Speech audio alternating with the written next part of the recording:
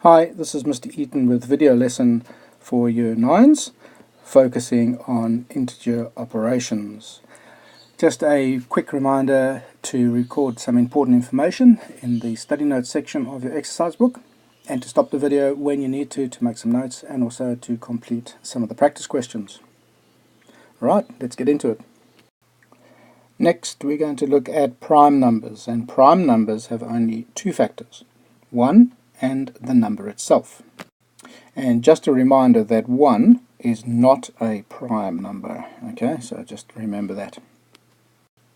So the lowest prime number therefore has to be 2, because 1 can be divided into 2 and 2 can go into 2.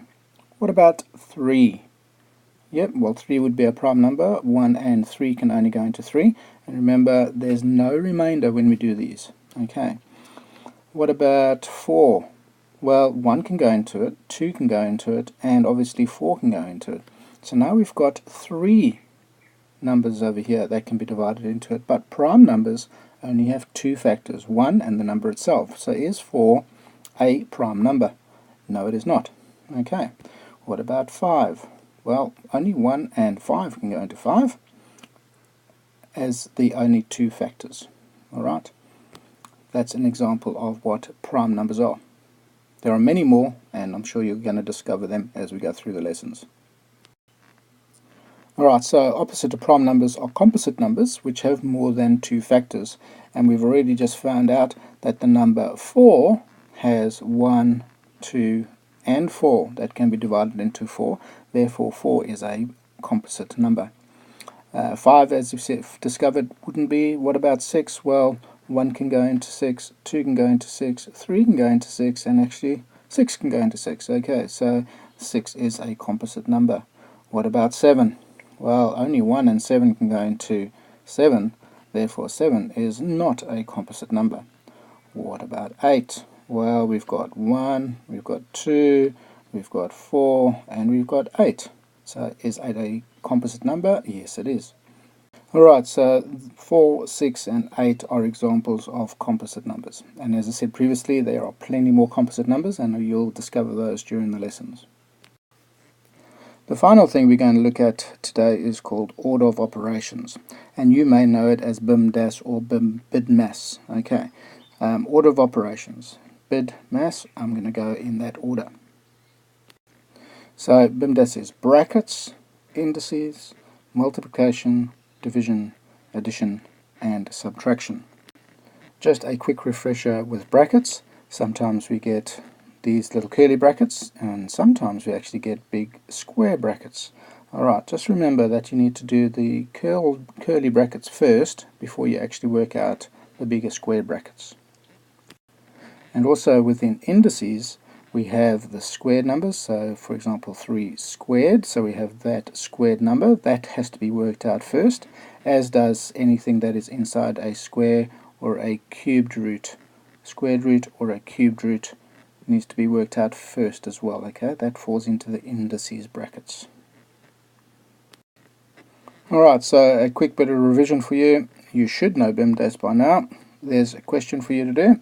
Put the video on pause and give it a go, and come back when you are ready. Right, well, how did you go? Alright, so the first thing I'm going to do is I'm going to write down the word BIM-DAS. This just helps me when I am working out my BIM-DAS to make sure that I'm actually doing it in the correct order. Okay, so first things first, brackets. Do I have any brackets over here? I do. I've got one set of brackets there, and I have a second set of brackets. Awesome, so I've got to sort out my brackets first. Negative 2 therefore is not in a bracket, so I'll leave negative 2 to later. So minus 2. Right, next thing I've got to do is I've got to remember my rules from the beginning. If I've got negative 3 multiplied by 13, that's going to give me negative 39. Alright, so I will go minus negative 39, alrighty, plus, and I've got a negative 10. So I'm just going to leave that as it is for the moment. Right, so I still have some brackets over here, so I need to sort those out. So I'm going to go minus 2 again, and then remembering back to my rules that if we are subtracting a negative number, this actually becomes a positive number. So therefore this is plus 39 and adding a negative number becomes a negative number. Okay, so minus 10 over there. So now we follow the rules of BIMDAS. We've done our brackets, there's no indices, we've done our multiplications, and is there any divisions? No, there isn't. Is there any additions? Yes, there is. Okay, so we'll do our additions. So therefore, what is negative 2 add 39? That becomes 37, subtract 10, and 37 subtract 10 gives me 27. Alrighty, I hope you got that one right, and if you did, well done. If you didn't, I suggest you go back over BIMDAS and also rework this example to make sure that you get it right. Alright, here's a little bit more of a challenging question. Put the video on pause and give that one a go. Right, so the first thing I did is I wrote down BIMDAS, and I want to have a look at my brackets first. I've got a whole heap of brackets in here, but if I look at it a little bit more closely, I see that I've got a bracket over there, and I've got a closing bracket over there, and I've got these two little brackets inside here that need to be solved before I actually solve this outer bracket. Okay, so when you look at an equation, just have a look at it and think about where the brackets are, what do you need to do, and so on before you actually jump into it. Okay, so I know I've got to solve my inner brackets first, so I'm just going to put my outer brackets in first. Okay, and I'm going to go multiplied by 2. I need to solve inside here first before I can do the outside solving. Okay, let's have a look at what we need to do. Well, inside the bracket I've got a division and I've got an addition. Alright, so I need to do my division before I do my addition. Simple. That's what BIMDAS tells me to do. So I can leave this bracket in place already. So I'll go back and put that one in. So that would become negative 3. Okay, so that one stays in place because I need to solve this division first. Alright, so what is 20 divided by 4? 20 divided by 4 is 5. What is a negative divided by a negative is a positive. So it becomes positive 5. Plus my bracket that I've left in place, negative 3, close the big brackets, multiplied by 2. Right, so my next step is solving this bracket over here, because negative 3 we could simply write as plus 5 minus 3, because adding a negative is a negative. Alright, so we could actually say, if we wanted to, 5 minus 3 multiplied by 2. Next we say 5 subtract 3 gives me 2 multiplied by 2. Therefore 2 times 2 is 4. Well done, hope you got that one right.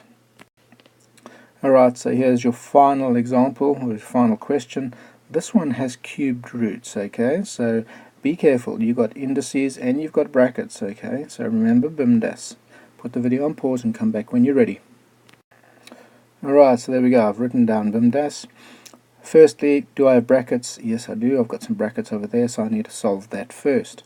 So that equals, and I'm just going to put my cubed root of 8 in there still. And what is a minus 1 squared? What is minus 1 squared? Well, minus 1 squared is the same as minus 1 multiplied by minus 1. And minus 1 multiplied by minus 1 equals positive 1.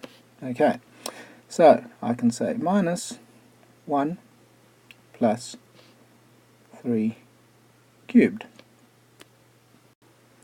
Alright, so still I have a bracket over here, so I just need to solve that quickly. So I have cubed root of 8, and I'm just going to take that out of its bracket, minus 1 plus 3 to the power of 3. Right, so I've done my brackets. Next is my indices. Okay, I've got that to work out and I've got that to work out. Okay, so what is the cube root of 8? So what number multiplied by itself again is going to give me 8? Well, previous examples that we've done, 2 times 2 is 4, times 2 is 8, minus 1 plus, what is 3 to the power of 3? Well, 3 to the power of 3 is 3 times 3 times 3. So 3 3s are 9 times 3 is 27. Alrighty, so now I need to solve. I've got addition and subtraction left, so I can do those. Alrighty, so 2 take 1 is 1, add it to 27 gives me 28. Hope you got that one right. And with that, this is the end of the lesson.